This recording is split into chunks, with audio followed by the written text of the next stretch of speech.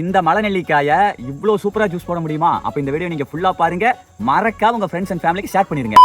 கொஞ்சம் நல்லா முத்தல் காயை மட்டும் பறித்து இப்போ ஒரு ஜூஸ் போட போகிறோம், ஓகேங்களா?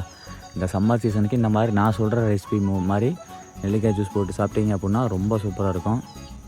இதை பறிச்சிக்கலாம். 3 ஓகே, 3 காய், இன்னும் 2 காய் அங்கே பறித்து வச்சுருக்காங்க. இப்போது 3 காய் மட்டும் பறிச்சிக்கலாம், ஓகேங்களா?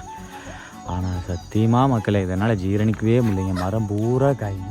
நெக்ஸ்ட்டு நம்ம ஜூஸ் ரெசிபிக்கு கறிவேப்பிலந்தாலையும் தேவை, அதுவும் பாருங்கள் நம்மக்கிட்ட இருக்குது, பூத்து இருக்குதுங்க. வாங்க பறிச்சிடலாமா?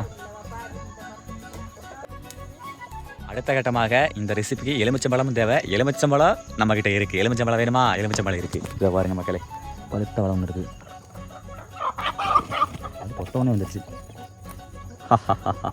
சரிதா மக்களே, சும்மா காயை பாருங்க, சும்மா என்ன சொல்கிறது, லட்டு மாதிரி. கறிவேப்பிலத்தால லெமனு நெல்லிக்காய் இதை 3 வந்து ஜம்மனு கழுவியாச்சு. இது கூட வந்து இன்னும் சில இன்க்ரீடியன்ஸ் சேர்க்க வேண்டியது இருக்குது. அது என்னென்னு கேட்டிங்க அப்படின்னா தயிருங்க.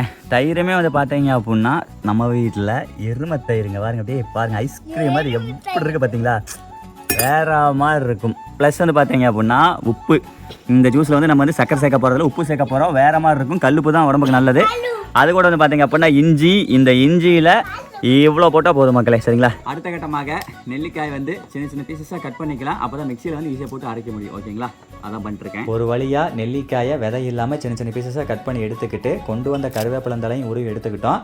அதுக்கப்புறம் லெமன் இருக்கல, லெமனில் கொஞ்சம் மட்டும் அரிஞ்சு எடுத்துக்கலாம். நெக்ஸ்ட்டு மிக்ஸி ஜார் ஒன்று எடுத்துக்கிட்டு உருவி வச்ச கருவேப்பிலை, உதிர்த்தி வச்ச நெல்லிக்காய், உரிச்சு வச்ச இஞ்சி, அரிஞ்சு வச்ச லெமனுன்னு சொல்லிட்டு இதெல்லாம் ஆட் பண்ணிட்டு கூடவே தகனு மின்ற தயிரையும் சேர்த்துக்கலாம். தயிர் வந்து உங்களுக்கு எவ்வளோ தேவையோ அவ்வளோ ஆட் பண்ணிக்கோங்க. நான் வந்து ஒட்டுமொத்த ஃபேமிலிக்கு ஆட் பண்ணிட்டேன். நெக்ஸ்ட்டு கல்லுப்பு யூஸ் பண்ணுங்கள், கொஞ்சமாக யூஸ் பண்ணுங்கள். இதுக்கு உப்பு அதிகமாக தேவையில்லை. அதுக்கப்புறம் என்ன, கிருட்டு தான்.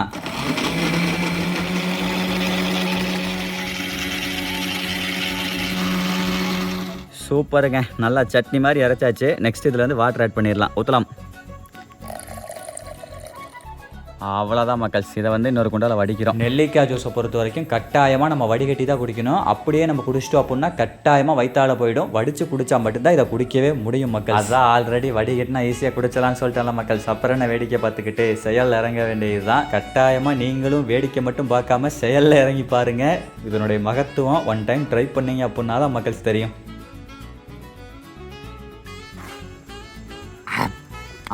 அந்த இஞ்சி, கறிவேப்பிலங்காய் வாசம், அந்த லெமன் ஃப்ளவர், இந்த நெல்லிக்காய், உப்பு இதெல்லாம் சேர்ந்து வேற லெவலாக இருக்கும். சூப்பராக இருந்துச்சு.